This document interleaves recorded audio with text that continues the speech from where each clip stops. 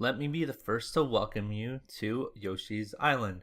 I mean, Dinosaur Island? Wait, no. Dinosaur Land? Dinosaur World? I'm confused, Nintendo.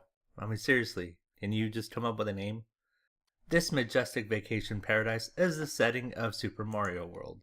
We all know the story, but in case you've been living under a rock for the last 24 years, the story goes that after the whole saving the kingdom 3 times thing, Mario, Luigi, and Princess Toadstool, Peach, decide to go on vacation. But as soon as they arrive on Dinosaur Island, Bowser kidnaps the princess again. They can't get a break. Poor guys. Apparently Bowser had retreated here to secretly grow his forces after getting his butt handed to him multiple times. Never one to waste an opportunity, Bowser snatches the princess and sends his kids out to various castles to block Mario from rescuing the princess. Talk about child labor laws. Fortunately, the bros get some help from the coolest dinosaur this side of the Mushroom Kingdom, in the name of Yoshi. According to the 1992 fourth issue of the German Club Nintendo magazine, Dinosaur Land is located somewhere in the Pacific Ocean. Dinosaur Land is pretty devoid of culture. There's actually no humans on it, and it seems like an uninhabited island. And for some reason, this makes it a great vacation place. Does this not strike you as odd? Anyway, this brings up the question of how did everyone get here? Well, according to the manual, the sunken ghost ship outside of the Valley of Bowser was used by Bowser and the Koopa Troop to get here. But the heroes and the princess were completely left out. We didn't know how they got here. Well, to solve this issue, Nintendo retconned this later by adding in a hot air balloon in the remake Super Mario Advance 2, but honestly, the amount of propane needed to fly back and forth between the Mushroom Kingdom and the Dinosaur Islands would be kind of absurd. But I digress. Each area in Dinosaur Island has a distinct geographical profile along with castle and roads to get from A to B. Most areas contain a Yoshi house or ghost house, and some levels contain sweet technological advances like motorized saws, a spotlight, metal fences, switches, wooden bridges, and the ever-popular warp pipes. So where did all this technology come from? I mean, seriously, have you seen the little Yoshi arms? They sort of resemble T-Rexes, and we all know how useless the T-Rex arms really are. Every area also features coins and dragon coins, which have a Yoshi head on them. Nobody knows why they are called dragon coins, so we'll just go with it, because it sounds cool. Also, most of the games in the Yoshi series include regular coins with Yoshi heads on them, which suggests that at one point all the coins in the island were dragon coins. And for the purposes of my sanity, we're simply going to ignore the fact that the hills, and the trees, and the clouds have eyes. Because that's not creepy, Nintendo, no, not at all. So let's talk about dinosaurs. Concerning that this place is home of the dinosaurs, there's a surprising lack of them. There's only 6 species of dinosaur that can be found throughout the entire area. The main star and the only friendly dinosaurs are the ever-colorful Yoshisaurs, who eat things better than a Martin Furrer munching T-Rex. There's also Blard, Dino Rhino, Rex, Resner, and Erie, if you count ghosts as dinosaurs. All of these are seen very sporadically in very specific levels. My thought was that maybe there was a mass extinction event a long time ago. Most of the enemies you encounter are part of the Koopa Troop, something to ponder about later. So now let's talk about places in Dinosaur Island, or Land, or World. Yoshi's Island. This is the starting point of the game. This area contains a big mountain and Yoshi's house, and it's pretty unremarkable after that. We can simply imagine this world as the tutorial, and it does a pretty good job.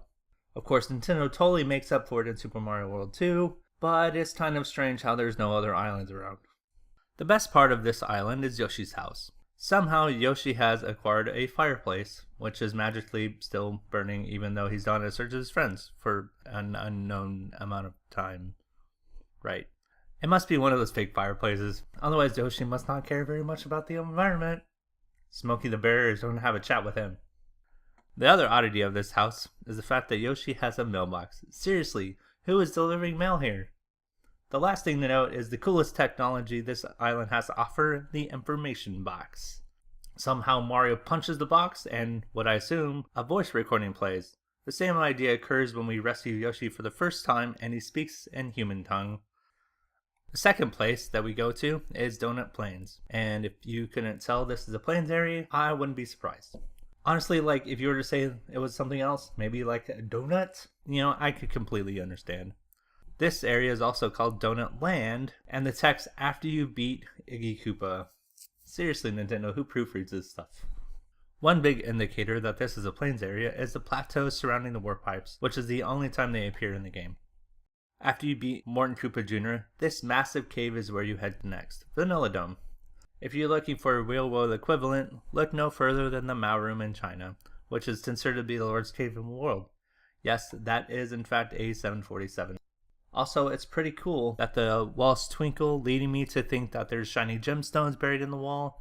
Maybe this whole thing was a mining expedition, but of course Mario ignores all of that, even though he gets coins in the levels.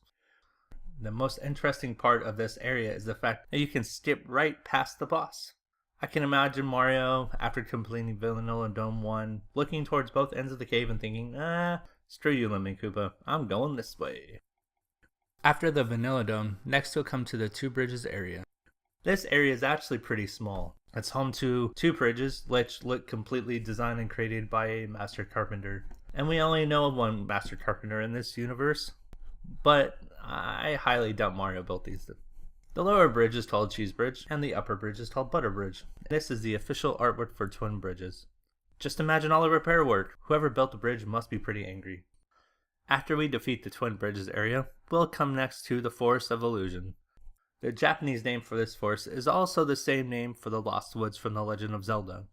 Also, Bowser and Ganon share the same title in Japan, the Demon King. I'll let you game theory people run with this one. So after you defeat the maze-like Forest of Illusion, Chocolate Island is where we come to next. This area is very mountainous, and some levels contain boiling mud instead of lava. I say it's chocolate, since we're on Chocolate Island, which makes a lot more sense, and is actually way more delicious.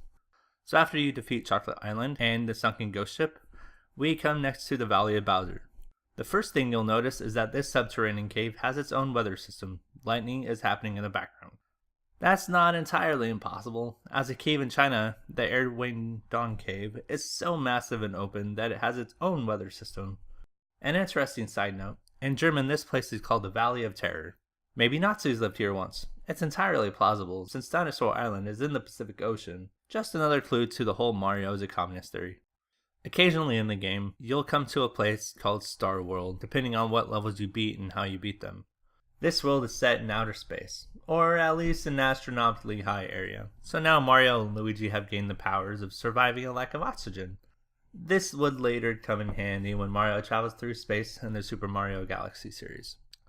And then if you complete all of that, you'll unlock the secret entrance to Special Zone. Just where is Special Zone? Special Zone has to be a location because every other place in the game is a location. I mean, heck, Mario even goes to space. All of the levels are named 80 Sling, and while the game was released in 1990, it's easy to assume that the sling could still be in use, so time travel is out of the picture. No Marty McFly's here. It's important to note that every level takes place in a different setting. So where can a floating Super Famicom logo and a giant special sign be seen in utter nothingness with a bunch of random levels all picked out? Ladies and gents, we've either traveled to the void or we've entered into Mario's own consciousness. And the latter makes sense, because if we complete Special World, then we unlock the fall season, a color swap, and a bunch of enemies with Mario heads. I'm pretty sure we break Mario's psyche. The bottom line is, this game is amazing, and if you haven't played it yet, you need to. Like, seriously, right now. Stop watching, go play this right now. So until next time, you awesome people, this is Tabbot signing out.